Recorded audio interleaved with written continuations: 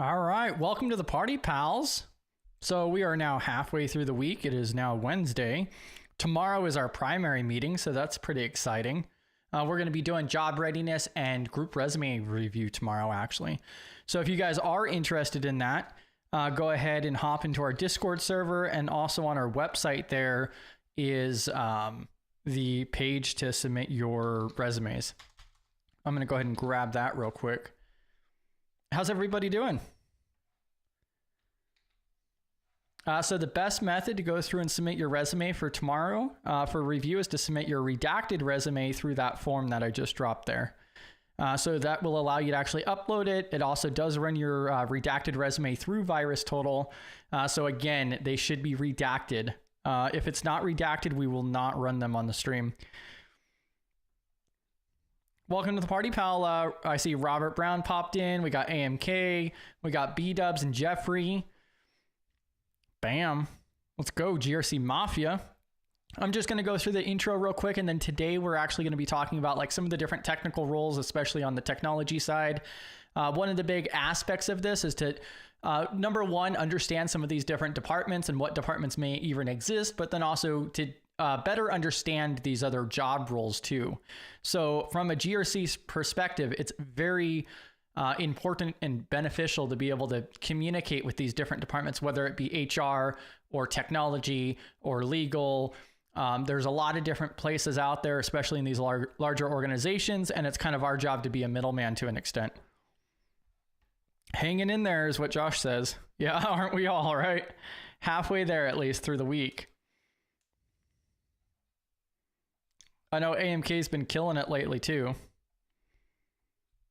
But if you guys do have any questions along the way, just let me know. So we're all here for the shared mission. That's what I like to start out with every single time, just to make it very, very obvious and just throw it out there. We're here breaking down barriers, especially around the communication aspect, fostering community and collaboration. So whether you have 20 years of experience, you have no years of experience, wherever you're at on your journey, we're all here to learn and grow together. We're working towards a more secure future for everybody. It's far too difficult to upskill, whether you're a practitioner for many years or you're just getting into the industry or otherwise. We're trying to make that a little bit easier, and breaking down those barriers is one big benefit. And Brexy's popping into GRC Mafia. So our typical streaming schedule, we'll probably end up removing this eventually, but Monday, Tuesday is our hands-on. So next week we'll actually be doing like listing out our vendors on Monday, and then on Tuesday I believe we were going to go through and like start working towards the assessment process for CSF 2.0. And then Wednesdays is our GRC Let's Get Technical. That's what today is. So we've gone over networks, we've gone over like why it's important as a GRC individual. We also talked about like computer components. We're trying to work from like the foundations and working our way up. And in like the next month or two, I would like to see us like actually doing labs, going into AWS, going into some of these different Linux and VMs and things like that, setting up a VM, different various things like that. So definitely looking for feedback and what you guys want to see, what you guys are working with and so forth. Oh yeah, the GRC Mafia poster is pretty sick, isn't it? I should set this as my background on my computer is what I should do. And then Thursdays is our primary meeting stream. So if you guys aren't aware, so 6 p.m. Central Time on Thursdays. So tomorrow night, we'll be meeting for our primary stream. The first two Thursdays of the month is always talks. So we have speakers who come up. We have some pretty big names, some pretty awesome talks coming up this next month. So one is going to be about like vendor onboarding to an extent, working with GRC implementation. And then the second one will be ProdSec, so product security. Think like supply chain and manufacturing and so forth. So definitely check those out. Those are some pretty awesome ones coming up. And then Friday, we have like a 1 hour, 11 a.m. Central Time AMA in a very casual format, open stage and so forth. Let's see here. So today, if you guys would like to come up on stage, just let me know and I could drop the link for that. If you do happen to come up, you do not have to turn on your video. You could just use your microphone. If you would like to share your personal LinkedIn, the best place to do that is inside of our Discord server, where you can go through and drop your personal LinkedIn or other social media into our live chat channel. And that will allow you to, that will actually relay it through all the different streaming platforms that we're using right now. And then also throughout the way. So like I said, today I'm going to be talking about like some of the different technical roles that are out there and maybe taking like a GRC's perspective on that aspect. But if you guys have other things that you guys have questions about, or you want to share other resources or anything like that along the way, go ahead and drop that in chat. Worst case scenario, we'll circle back around to that at a more convenient time. If you do happen to share something that you don't want to be public, just reach out to me on Discord or LinkedIn or contact@studygrc.org, and we'll see what we can do to get that redacted. I definitely want everybody to feel comfortable asking questions, sharing resources, and so forth. You can also check out our website, studygrc.org. In order to see the other platforms that we stream to, we also have our calendar, which is going to be the most up-to-date like list of events that's coming up. That's going to be way easier. You can also subscribe to that. That is in Central Time. We haven't figured out a way to auto-convert that, so it's just not an option on Outlook or Google Calendar. So that's definitely something they should do, though. And we also have our resources page as well, which is pretty important. And I like to also drop B-Dubs' information. So B-Dubs does every single Monday drops a blog article. There's a bunch of them already on there. I highly recommend checking that out at britwhite.io. And then also we have PBO as well, who's probably going to be hopping in here soon. So Professor Black Ops live streams every Tuesday night at 9 p.m. Another really exciting thing before we hop into it, let me transition over here. So B-Dubs will be starting that CISSP study group. So if that's something you guys are interested in, it really is focused towards anybody. So whether you're new to the industry or you're just now, or you're a practitioner and you're working towards that CISSP or just want refresher, it's going to be a 15-week long streaming schedule. So it's going to stream twice a week on Tuesdays at 6 p.m. and then also on Saturdays at 3 p.m. Central Time. And we're going to drop more information on that here in the near future. One of the best things to do right now would be to join our Discord server, go over to the info and links channel where you can enable the CISSP role itself, which will unlock certain channels just for that. There's also some other information. Let me drop the link for that. So I wanted to definitely throw that out there because that's a huge, massive value. So the CISSP is extremely broad, but that study group is going to be on the YouTube channel for B-Dubs, and she's going to go through and list out and go over all of the different objectives and topics there. So even if you're not studying, even if you don't plan on testing out for it, it's really great information. So I have no intentions on passing or going for the exam, but I'm going to study it just like as if I were to. All right, now let's go ahead and get this popped open here. And again, any questions whatsoever, go ahead and drop that. Let me just double check chat real quick. I'm going to go ahead and pull this up. This is going to be the first thing that I'm going to be going over. Let me see here. I'm so used to dropping the studygrc.org link that I ended up putting the wrong information there. There we go. So cissp.britwhite.io. That's the correct one.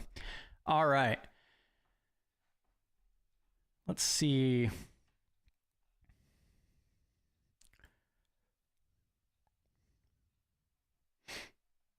CyberSeek hopped into, so ramp off the books to listen in. Hope all are doing good. Yeah, GRC Mafia. Cyber Gangster Cybersecurity, that's over in the PCI sector. Got very exciting news yesterday. That's about my career. Nothing earth-shattering, but I'd be super jealous of anyone who got what I got yesterday. That sounds very secretive to an extent. Drop it. What is it? Don't keep this suspense going, cyber gangsters.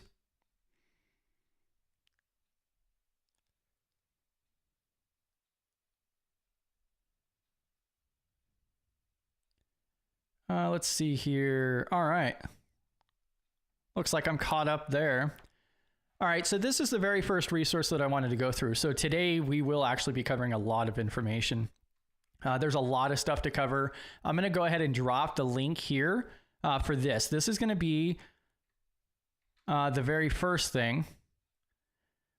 Yeah, and so like B-Dubs mentions, that's not sus at all.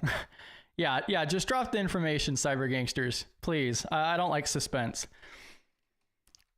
So I'm going to drop this link here. So CyberSeek, there's all kinds of different stuff on here. This is a really great resource. And so the main objective is to go over some of these different roles, but I wanted to showcase this to start off with because this, I believe, is a really good starting point.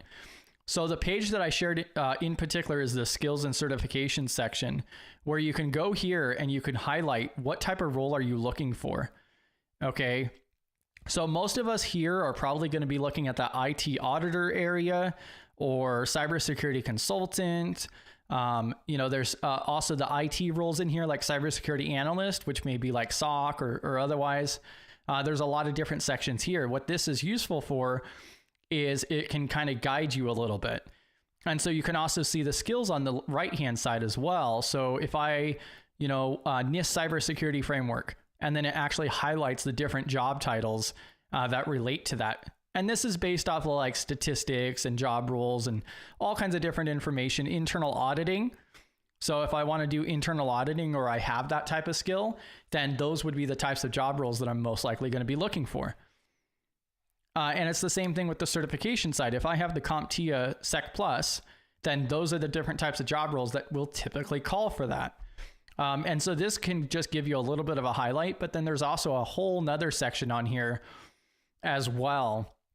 So if we come to this other page here, then we can go ahead and select IT auditor. All right.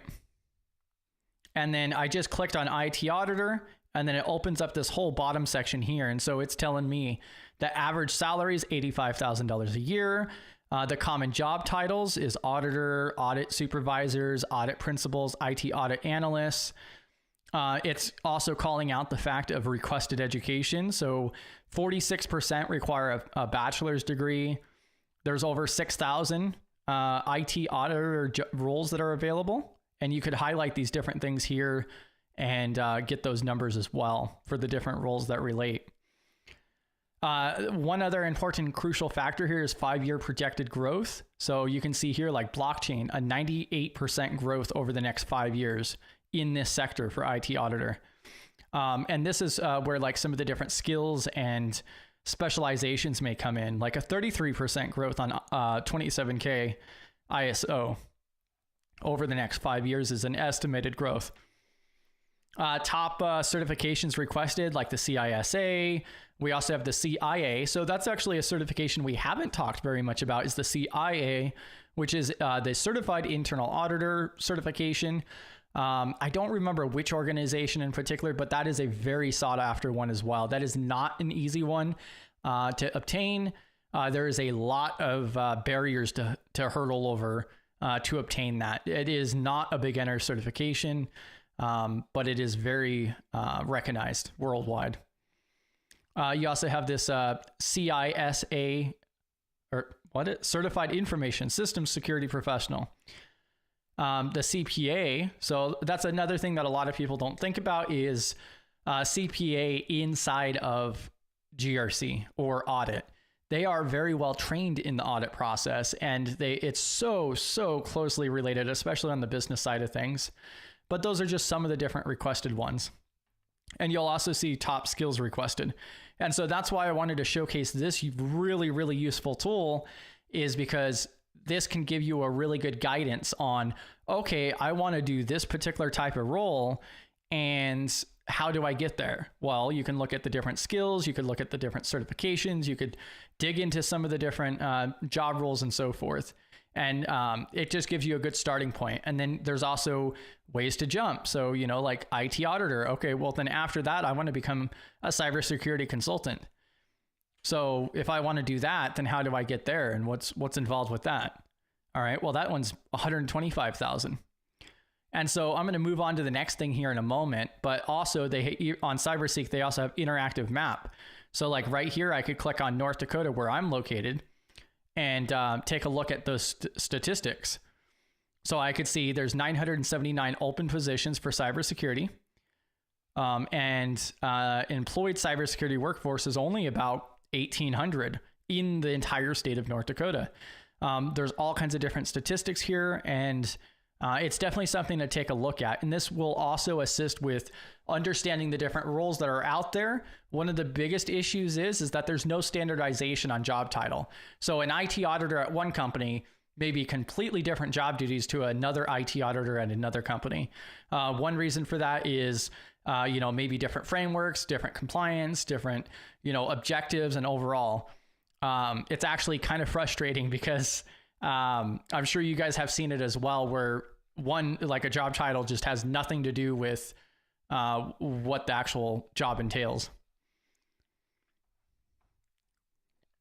Let me double check chat before I hop on over to the next thing. Let's see. CyberCycle, you are being social engineered. Yeah, in regards to cyber gangsters.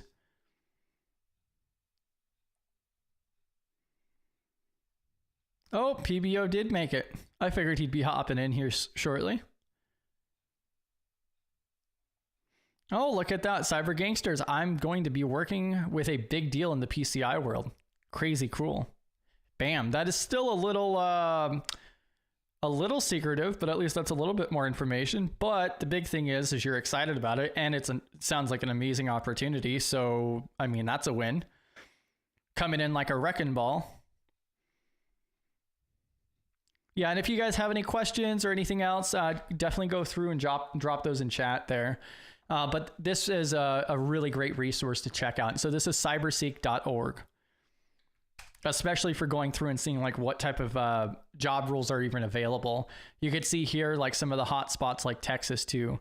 I could spend an entire video going through just this platform. Definitely highly recommended. Now we're going to start digging into the actual meat of this. Now this document over here, I'm going to go through and drop this in chat as well. I'm going to drop this on the Discord side because it'll probably come out way better. So I just dropped that into Discord. I'll double check that it did relay. Perfect. And so this is the coolest careers in cyber, and this is developed by SANS. This is a freely available document and everything else. This gives, there's some nuances to this. Obviously, this is largely to recommend what courses for that. So in my opinion, there's a lot of this that is like extremely closely related, but this gives you a really good overview at how diverse and wide-spanned, how broad the industry really is. What is the Discord name? So if you go you're on the LinkedIn side. So Eve is asking for the Discord on LinkedIn. Here, I'll go ahead.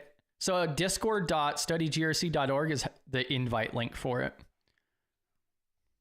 So if you go to that, then you can go ahead and join the Discord server. I'm trying to pull up LinkedIn now, and I'll drop the link to it. But LinkedIn is really quite a struggle for the chat itself, just because it doesn't relay and it's not as user-friendly.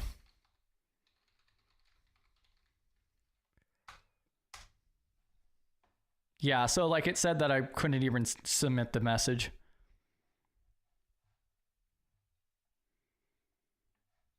Let me do it this way.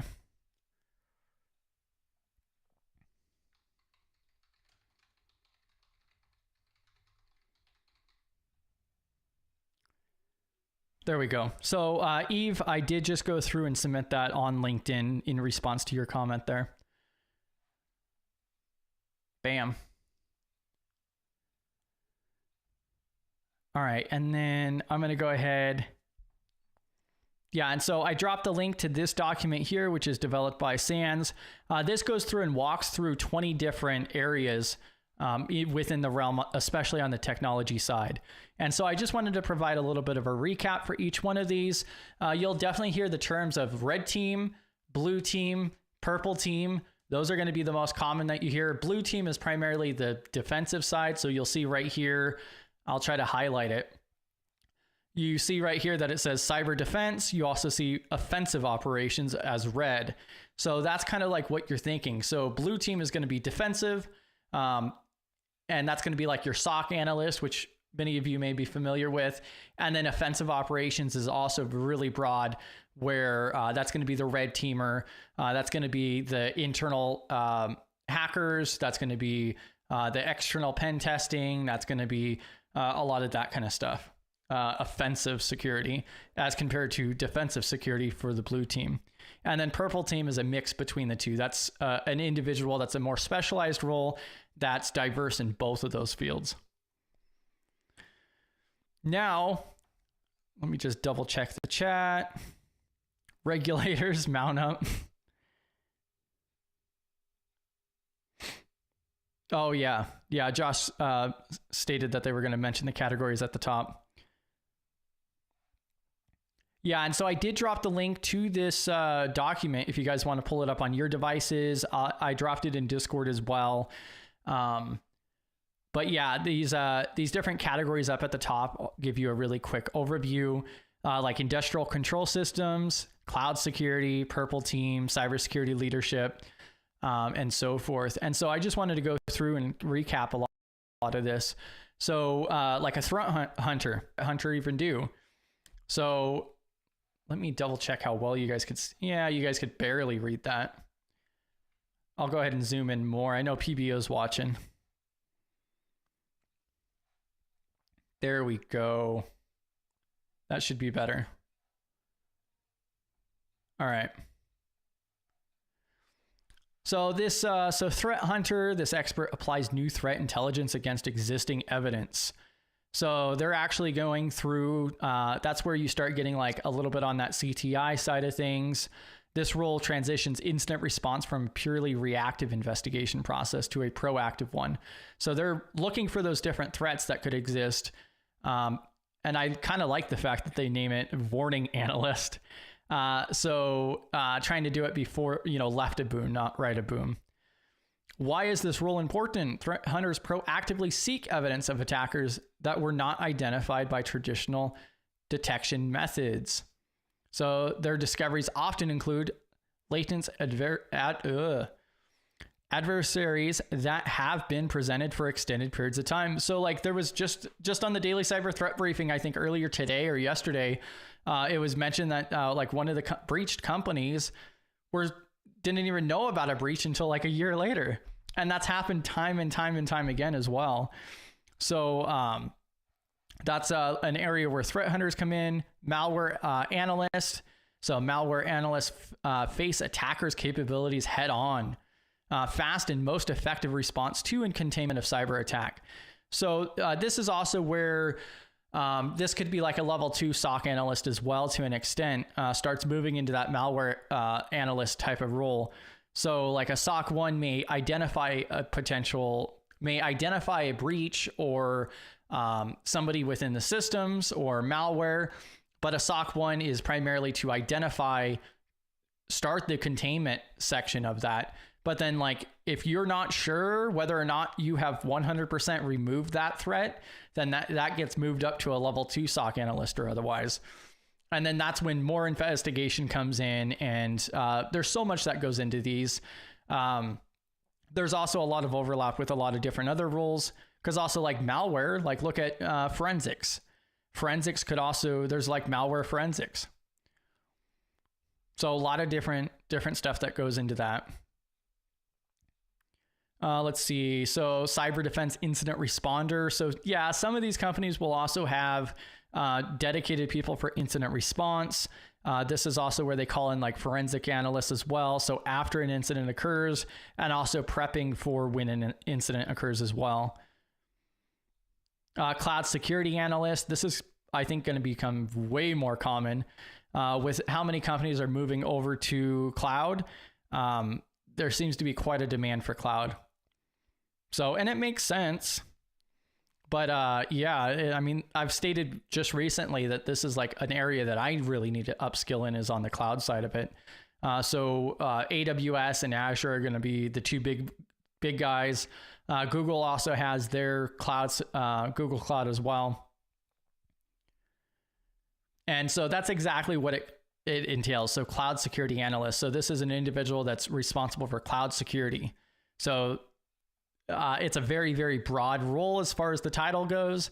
But again, you maybe you are a cloud security analyst, but you only work with IAM, so identity access management. Maybe that's the only section that you're in charge of, that you're responsible for. There's also, maybe you're doing Amazon S3 storage, storage inside of the cloud, and it's your responsibility to ensure that those configurations and everything runs smoothly.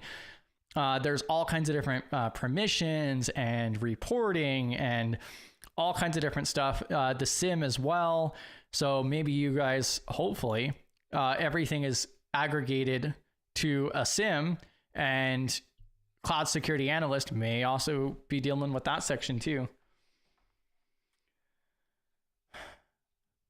Oh, yeah. Yeah. And that's a really good shout out too. So like Josh mentions, is it's important to note the size of the organization, scope and responsibilities can span across. Let me actually move over here and pull this up. So can span across quite a few of these individual roles. That's like one of the most important aspects, is that there's no standardization. It's actually really kind of frustrating to an extent, but yeah, this is extremely broad. And so like cloud security analyst sounds great, but in reality, it's more likely that if you are a security engineer or a security analyst at a company, you are more than likely going to be either solo or on a small team of individuals in charge of both on-premise and whatever cloud deployments that your organization has. And it does largely depend. Josh also mentions overlapping analyst engineer job tasks is yeah, exactly. Less than 5? Yeah. In common, less than 5 people on the team or 5 people at the company?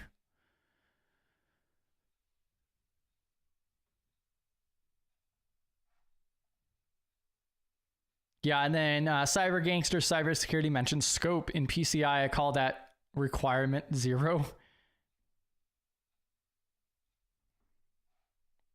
But yeah, and so that's another important factor. And so that's why you really have to like dig into the different roles and what's actually out there in the market and what they actually entail. Because like, yeah, in a perfect world, there would be just a cloud security analyst that only specializes in that, but it is more scarce. Application pen tester. So this is like a more specialized version of AppSec technically. So AppSec for application security, but this particular individual would be doing actual pen testing, penetration testing on applications or software. And you could see here, why is this role important? Web applications are critical for conducting business. Now, this could be internally, externally. This could be a website. This could be software itself. There's a lot of different nuances to that particular area as well. So it does state here, so mimicking a malicious attacker, app pen testers work to bypass security barriers in order to gain access. And like, this is the same thing with like the cloud security analyst and just a security analyst or otherwise, is a pen tester.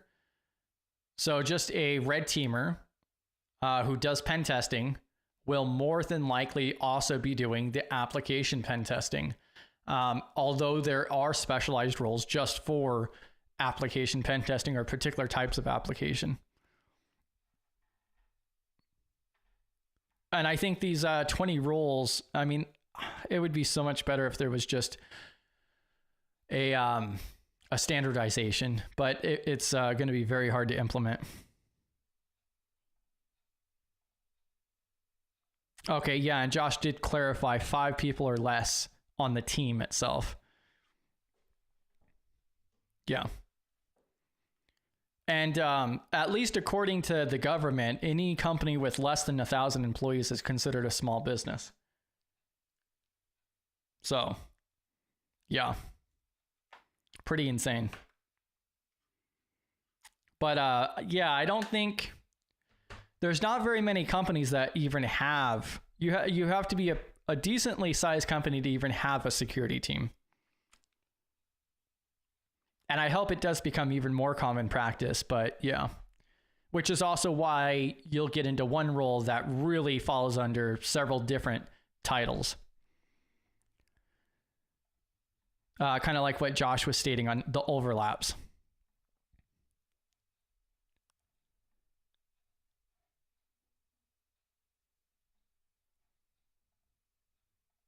Yeah, and so like Cyber Gangsters mentions that their title is GRC Analyst 2. Did you want to like list out some of the different job duties that you have in regards to GRC Analyst 2 to give like an example of overlap? Cyber Gangsters. And if anybody wants to come up on stage, just let me know and I could drop the link for that too. And then here we have like the red teamers, which I had briefly mentioned as well. So the focus is on making the blue team better by testing and measuring the organization's detection. So this can be both internal or external. It seems like external is becoming more popular, where a company may hire a third party in order to test the systems from the outside. There's a lot that also goes into this. You'll typically, it seems like a lot of people would just call them hackers or otherwise, but they're really not necessarily, that's not really necessarily the best term to use, which is also where like red teamer comes in. It's the opposite of a blue teamer to an extent. There has been a little bit of a movement to just go ahead and throw everything underneath blue team, because if you really look at it, what is a red teamer's objective? Their objective is to break into the system or hack into the systems or otherwise, and with the sole purpose of identifying those threats or those vectors to improve the system, to improve the security, to make improvements, to make recommendations and so forth, and find those gaps. And so it's just like with the blue team, as they're working on defense. If you really break it down, red teamers are still a defensive measure. So I find that kind of interesting. That was mentioned in multiple different talks, actually, nonchalantly during the Deadwood Wild West Hacking Fest, which I thought was pretty interesting. This role includes performing adversary, I cannot talk today, a type of red team exercise where red teams emulates how an adversary operates, following the same tactics, techniques, and procedures, so TTPs. On a recent stream, we had mentioned TTPs as well. So that's going to be a common term that you'll hear is tactics, techniques, and procedures. And it's right here, it's outlining that they follow the same types of tactics, techniques, and procedures that a realistic threat or adversary would be utilizing in order to find those gaps. Let's see. Yeah, I don't have anybody else behind the class, so I just have to keep swapping back and forth.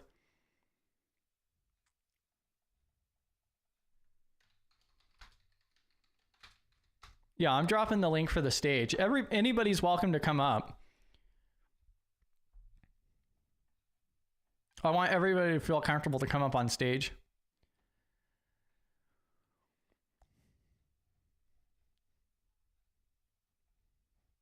And so like red teamers and blue teamers are probably going to be some of the most common that you'll come across and hear about. Right here, it's outlining a CISO. So CISO also falls under that to an extent, largely, Chief Information Security Officer, or they also outline here executive cyber leadership. So maybe the company doesn't follow the CISO title. So there could be somebody else who's in charge of that. So the CISO actual job duties themselves that is really where it breaks from the technology department, the IT security and so forth, to upper management and other areas of the organization, to that boardroom and so forth. That's where it kind of breaks. And so typically the CISO's influence reaches the entire organization. And so the CISO's lead staff, and what I really highly recommend, this is why I have to keep all of my books really, really close, is because The Phantom CISO by Michelle Kahn, highly, highly recommended. So the Phantom CISO goes through and talks about how, going over all of the good details around a Phantom CISO, being a CISO without the title, basically, which more people do that than you would think. And there's a lot of really, really good information in this book. So the Phantom CISO. And there's an entire, I'm not going to show it, but there's an entire map here on page 8 that outlines like all of the different areas that a CISO may or may not be interested in. But a CISO has a very, very broad realm. So some of the, and also Cyber Gangsters mentions virtual CISO. I'll be completely upfront. I don't necessarily agree with a virtual CISO. I think it's going to depend on each organization and so forth, but it's also important to note that CISOs have a really high turnover. So I think like the average term is like 16 months, and you have a lot of people out there who are doing virtual CISO. You'll also see it abbreviated to vCISO. And I think it's just an overhyped thing. So what is an actual CISO's job? It's supposed to be, improving the security to the extent that an organization can operate. Compliance, technology, security. There's very broad terms to the CISO role. And I personally, I don't know if I would be comfortable as far as like a traditional vCISO where you just have a CISO for 10 hours a month or something. It's better than nothing for sure. I think it does depend on the organization. There's a lot of factors involved with that. And it's sure as hell better than nothing, but, yeah. And like Cyber Gangster says that he can make the argument for both, and he's actually in the backstage here. Let me pull him up so he could go ahead and defend it. Send it. Hey, can you hear me? Yes. Oh, okay. I wouldn't say more of a defense on it, but I think it's one of those ifs then scenarios, right? For example, if your organization is a smaller organization and you don't have the influx coming in that requires an entire organization, like let's just say, like, for example, you have 2 restaurants, right? And so you don't really have the capacity to handle an entire team in the cybersecurity realm or for your IT department even. And so I do think that a vCISO can come in and actually supplement that for you. And so that you only need, don't quote me on this, but you only need 10, 20 hours a month to achieve that until you start growing the business larger. And then at some point you cross that threshold where a vCISO isn't going to cut it anymore. And and I think that's probably like one of the exceptions to a vCISO is for those smaller businesses that can't afford, or it just doesn't make sense to have a full-time staff CISO. And even vCISOs may even be a full-time, but like my pushback on it is, like for that small business, are they really doing the job roles of a CISO, or are they just being a cybersecurity consultant? I see a difference. Yeah, I think that makes sense. I think every vCISO. So I know one vCISO that I feel, and she just moved actually to Australia, and so I was all like, "Dang it!" They have a huge bill that's passing over there too right now. Really? A huge cybersecurity bill, yeah. Oh, that's right. Yes. I don't know the details on it, but I did see on the It's good. Really? Yes. So it's to improve their cybersecurity like for their entire nation. Awesome. Thanks for hopping in, CyberCycle. See you, CyberCycle.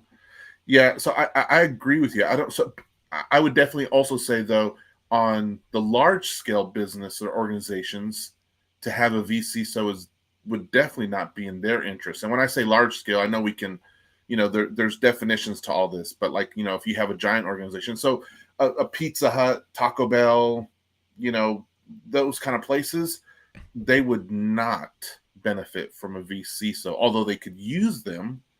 But my personal opinion is they would benefit from a full-time 40-hour work week dedicated CISO, right? Yeah. Like, and so, yeah, that's where I would also say I'd make that argument for that piece too, is they would do well to have that person who's always on board, who's always reviewing their stance, right? So I definitely think that makes sense. Yeah, and like PBO pops in saying that he was talking to the CISO, but who's the CISO? Well, and yeah, I mean, I think that's the key factor, is it depends on the organization itself. But I think more of my pushback on it is the actual definition of a CISO. The CISO is supposed to be running the program itself for the business continuity, making sure operations run smoothly for business objectives. And so I see more often with virtual CISOs, that they don't really fill in that whole CISO role. Mm-hmm. And a CISO is supposed to be on that board. They're supposed to be part of the C-suite. And so that's where I kind of push back, is because I see a lot of vCISOs that are really more of a cybersecurity consultant. Mm-hmm. or information security consultant, which there's a little bit of a difference there. And now we have PBO popping in too. I'm going to have to rename this, CISO breakdown. Go PBO. No, Cyber Gangster was in the house first. I was going to let him chime in on virtual CISO before I. Go for it. Thank you. I think I agree more with Cyber Gangster, and I see where you're coming from, Chris. But I think something's better than nothing. I think though, if you're a virtual CISO, you need to figure out what the division and legally what can you be held responsible for, right? Because if I'm not there 40 hours and some stuff, so I think a lot of people stick their toe in the water with a virtual CISO to make sure, like Cyber Gangster from CMC, those type of compliances. I think you need a CISO for a lot of those compliances. They tell you IRS, I think CMMC. You need a CISO or vice president of that, I think, from a lot of those federal compliance. So I think that's why a lot of people from virtual CISO. Go ahead, Chris. You look like you itching. Go ahead.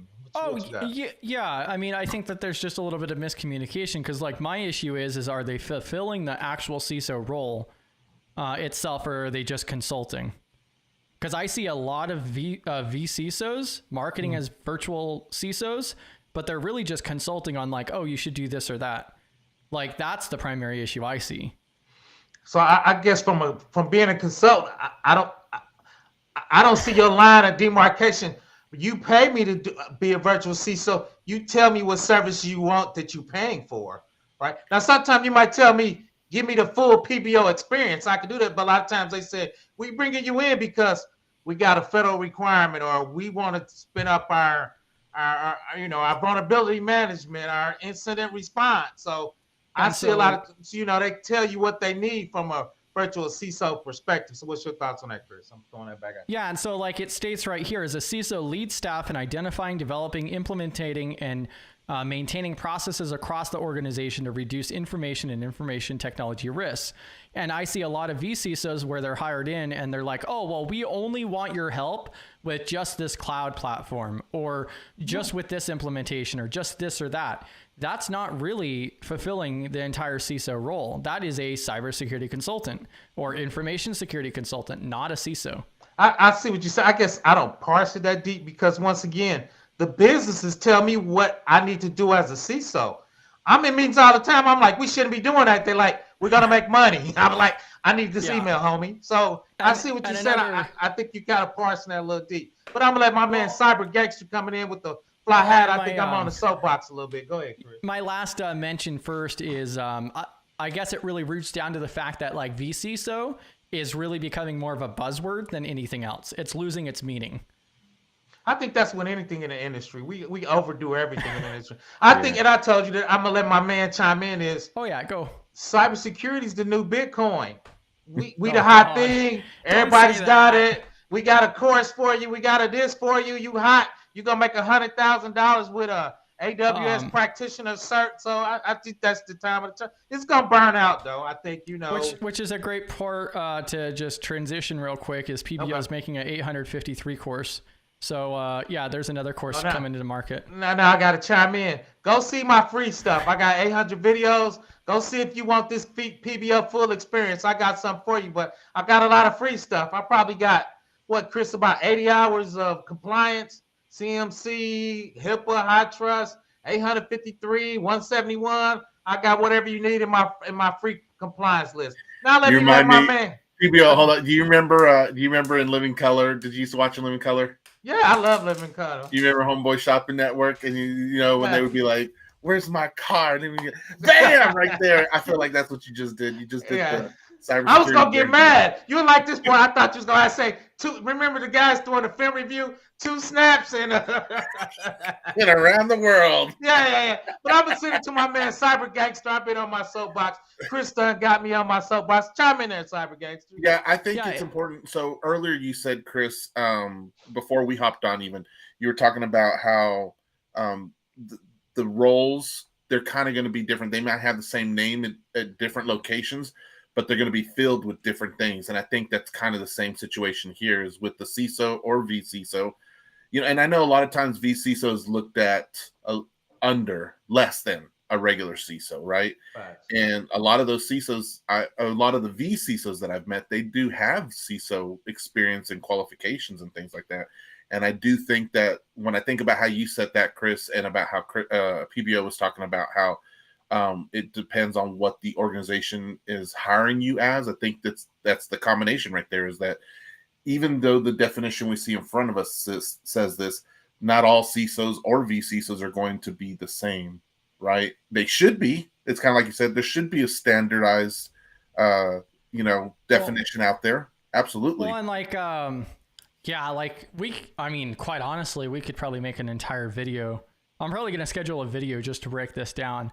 Cause also another thing you'll see too is there's all that push on a CISO being on that C-suite or not. And also following underneath this CIO, the chief information officer, that's a really common issue as well. Mm-hmm. So yeah, there's all kinds of different stuff. And yeah, I mean, it's a perfect shout out there on how it showcases how the title may not associate with, does not associate with a standard set of job duties itself. Let me chime in real quick. It depends on the maturity of your company. I work for a global Fortune 500 companies. They have CISO in each global region, man. So it depends. And, I know 3 dudes in a garage. And dude call himself a CISO. He was a developer, right? So I think depending on, once again, the maturity, what you need as a company, it's not a one size fit all. I mean, I know vice presidents from global companies, they can easily become a CISO. And I know guys are CISOs at one dude, with 3 employees, he's not really a CISO, right? So right. I think the And maturity I think for that, for those of you watching, it's like, I think sometimes we get stuck on this. I heard this great analogy a couple years ago, and it's been one that I added to my permanent, memory, kind of whatever you want to say, but how perfection is the enemy of progress. Facts. Right. And when I think about that and how we're talking about CISO, vCISO, and the technical jobs that are out there and things like that, I want to mention, I think it's worth mentioning how when you see a job description, when you see a job title that you like, and you wonder, do I have the qualifications? Should I not apply for this?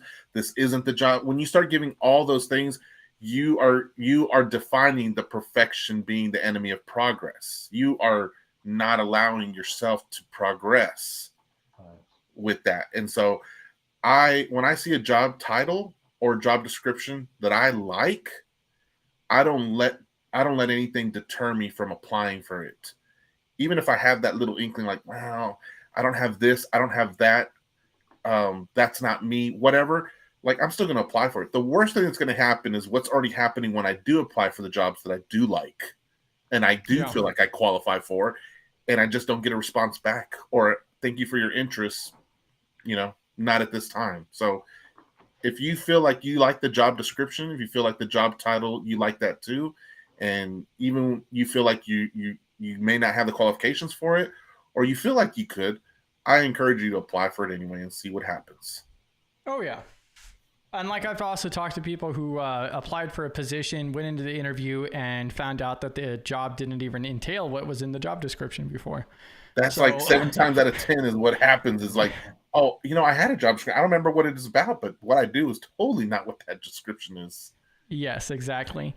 And so moving on to this next one, this is where we get into that SOC analyst role, blue teaming. So you see how they try to keep all the color coding the same. So cybersecurity analyst, cybersecurity engineer, system security analyst, as we were saying this whole time, is there's a lot of different titles and so forth. I don't know if this is, I wouldn't say that this is true. It states that as this is one of the highest paid jobs in the field, that seems really odd to put in here. No, anything with engineer, they pay more. Yeah, but cybersecurity analyst is the highest paid jobs. Engineer. I think the engineer at the top boosts it up. I like engineers because you got to build stuff.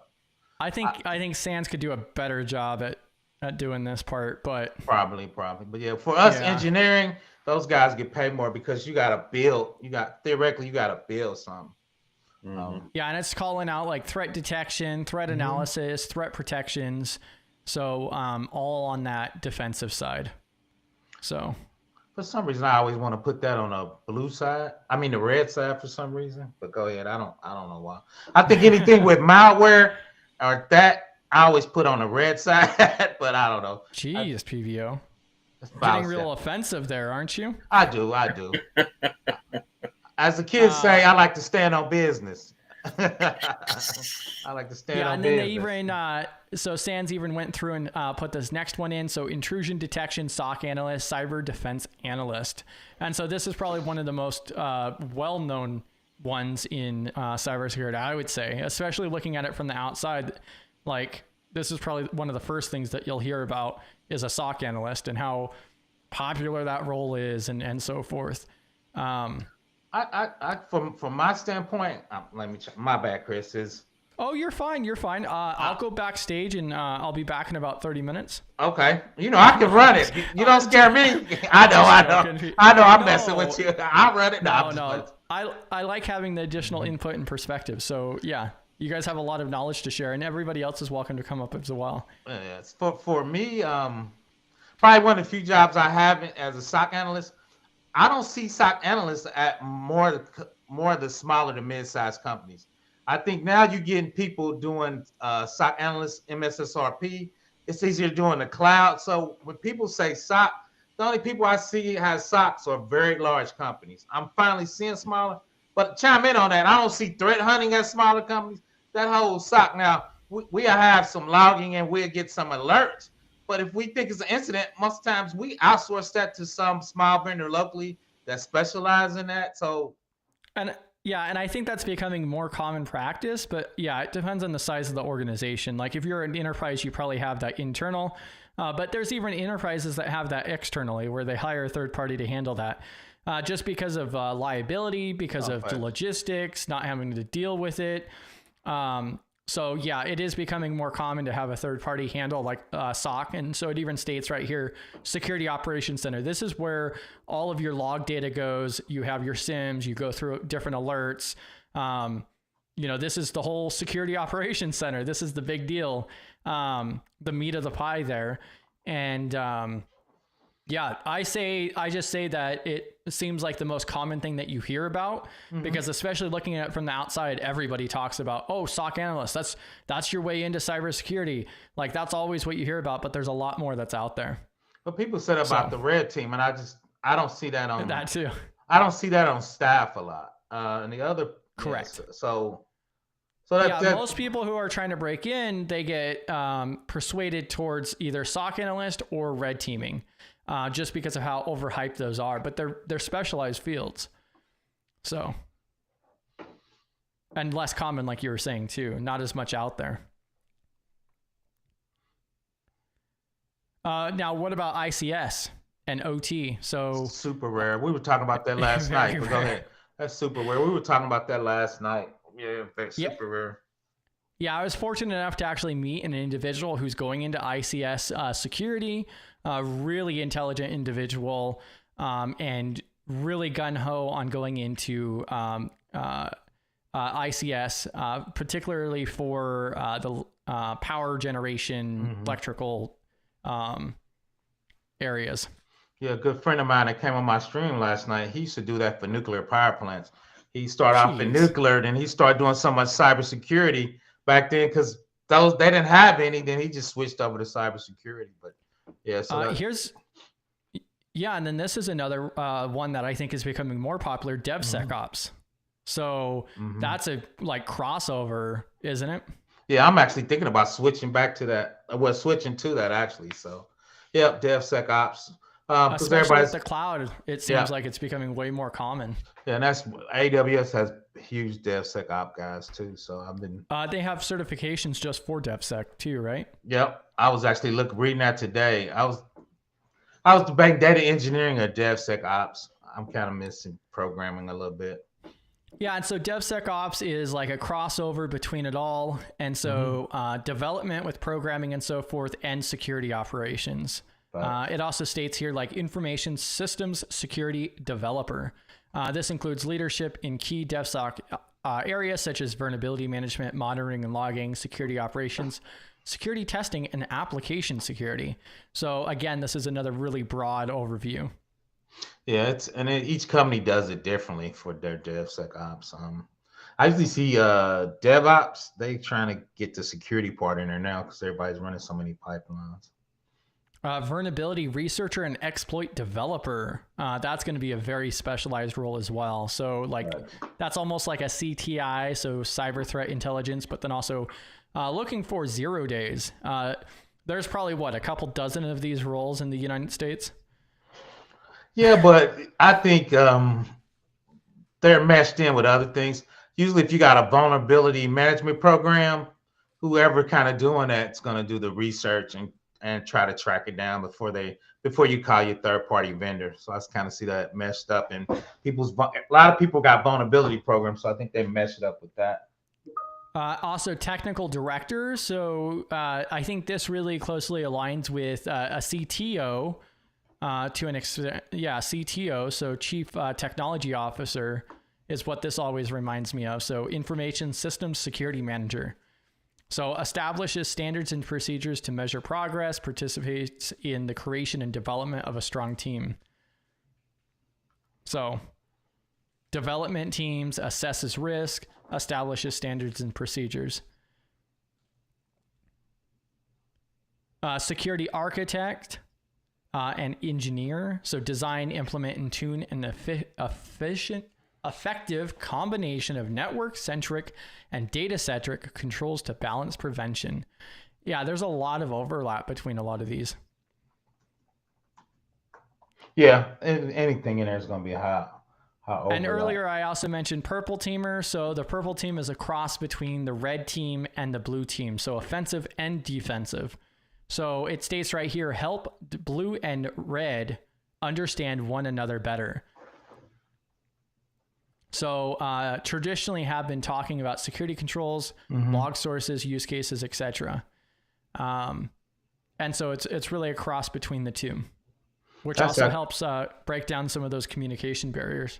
Yeah, for me, and I don't know if that's what I started. Usually that's web application security.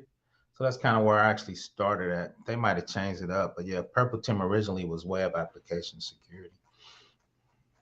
Digital forensics, so that's getting like into DFIR and so forth. So digital forensics, so applies digital forensic skills to a plethora of media that encompasses an investigation.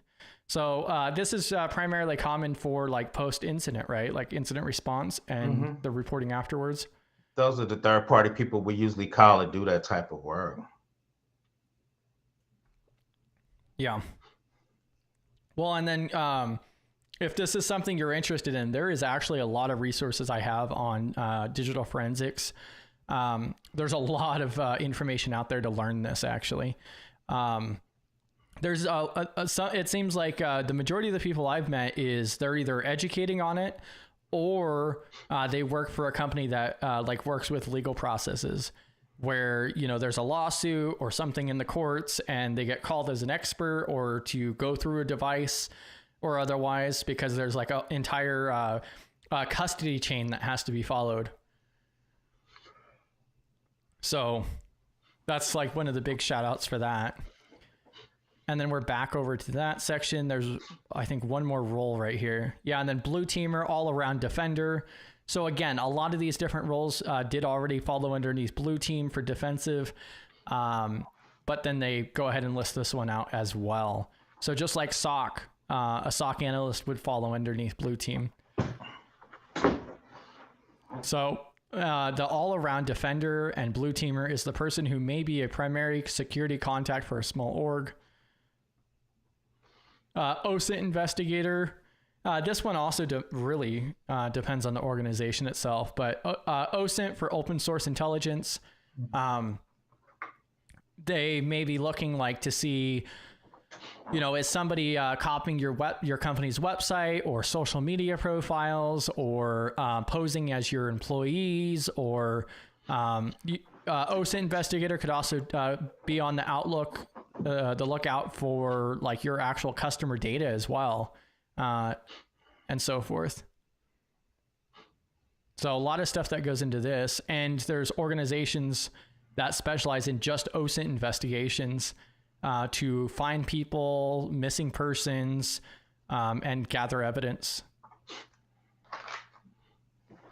Security awareness officer. So this, I think, really, this really aligns with the GRC side more. So doing that security awareness, education, security culture, and so forth. That was always done the compliance director for us. You got to be a big company just that's just training. So you got to be a big company just to do that. Yeah, and so that covers the 20 different sections here that SANS shows. And then I also showcased earlier on the CyberSeek website as well. Oh, I transitioned over there. And so I definitely recommend checking out the CyberSeek. I'm going to go ahead and drop these two links, and then there's one other resource I was going to drop as well. So there's the one for CyberSeek. There's the one for that SANS document to kind of do an overview of that. And then also, if you look at this other page, which I'm going to drop this in a moment, SANS also has another page for job roles. And so SANS, especially their certifications, are definitely more directed towards companies paying for them. They're very expensive in the market, but they're also very well known. But what you could use this for is this mentions out the skill path. And so you can go ahead and take a look at this, and this can give you a better idea of what follows underneath different types of titles that are out there as well. So like if you may be interested or you want to learn more about blue teaming, or let's say you're in a GRC role or something and you have to work with your red teamers or offensive department, you can go in here and then you could also figure out like, okay, well, what kind of things do these people handle? And you can kind of break down like what types of skills and so forth. So that was one of the things I was going to mention. And I think I just dropped that part.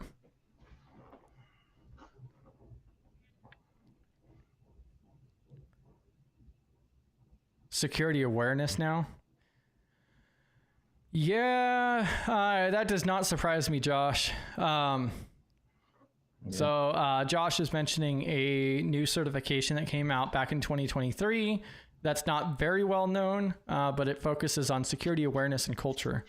Yeah, that does not surprise me whatsoever. There's a lot of certifications out there. The training and knowledge really matter a lot more than the paper. So, but I'm not sure what organization that's with. Is it HLayer? Is that the org or? But if you could drop that in the Discord server, I'd love to take a look at that too. I think OCEG may have something along security awareness training as well, and I'm sure SANS has something similar. Yeah.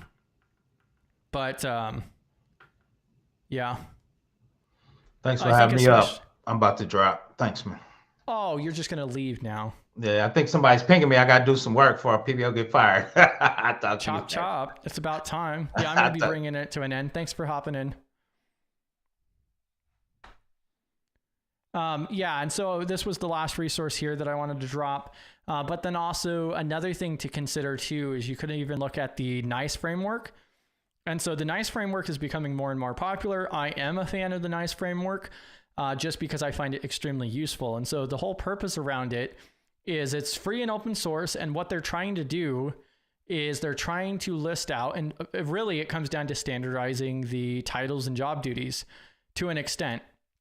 So we can go to this page here, which I'm going to drop in chat as well. So the NICE framework is hopefully, I mean, it's probably going to take 5, 10, 15 years for this to become more common practice. But the goal is to come up with more standardization to an extent. And so 7 different work role categories, 52 different work roles, over 2,200 statements, and more than 11 competency areas. And so cybersecurity workforce management, cybersecurity policy and planning. There's a lot of different areas here. So like, for an example, we can go into security control assessment. So responsible for conducting independent comprehensive assessments of management, operational, and technical security controls. All right, so if I click on that right there, then this is going to list out 3 different sections here for security control assessment. So the different tasks. So what kind of actual tasks are you going to be completing? So expand network access, conduct technical exploit of a target, determine special needs of cyber physical systems. And so the point of this is to be able to identify, okay, if I want to do this type of role, then what areas should I work in? Like, what do I need to upskill in? What do I know? What do I not know? And that's also where the knowledge statements come in.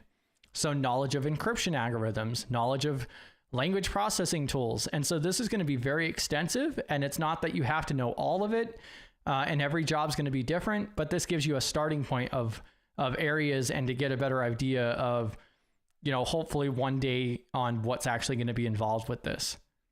If the industry actually starts following along with the NIST framework, of course, in more broad industry-wide. And you can also search like work role search as well on the left-hand side. And so like if I just search for IT, I could just go ahead and type in audit. And so let's see here. IT auditor. And then I'm going to go ahead and click on this link. So there's this technology program auditing. All right, responsible for conducting evaluations of technology programs or their individual components. All right, so if you want to do this is IT audit right here. And so you can go through and you could see all of the different types of tasks that may coincide with that type of role. And, you know, like developing risk, compliance, and assurance monitoring, conduct technology program and project audits. And so then you could take this and you can actually start researching these topics. You could start doing projects on it. You could, you know, do all kinds of stuff. And I'm kind of going down the rabbit hole on the GRC side, but we could also use this for education too. So if I want to search for SOC analyst level 1, which they don't even have, but if I just search for cybersecurity, then I could see what they do have. So cybersecurity policy and management, cybersecurity architecture, defensive cybersecurity. All right, so defensive cybersecurity. So that's going to be blue teaming. All right, what does blue teaming do? All right, responsible for analyzing data collected from various cybersecurity defensive tools to mitigate risks. All right, well, what kind of tasks do they conduct? And then it lists out all of the different types of tasks that they may do. And then also they have their knowledge statements. What kind of information does a defensive blue team cybersecurity obtain or should? And so then these are different areas. So if you're working especially closely with your blue teamers, with your defensive cybersecurity department as GRC, then these are different areas that you could upskill in. So that way you can have better communication, break down some of those barriers and so forth, and also better understand their roles as well. And you could go through and search the website for different things and so forth and dig into it. I think this is a really good resource as well. So, and I did drop the link to this.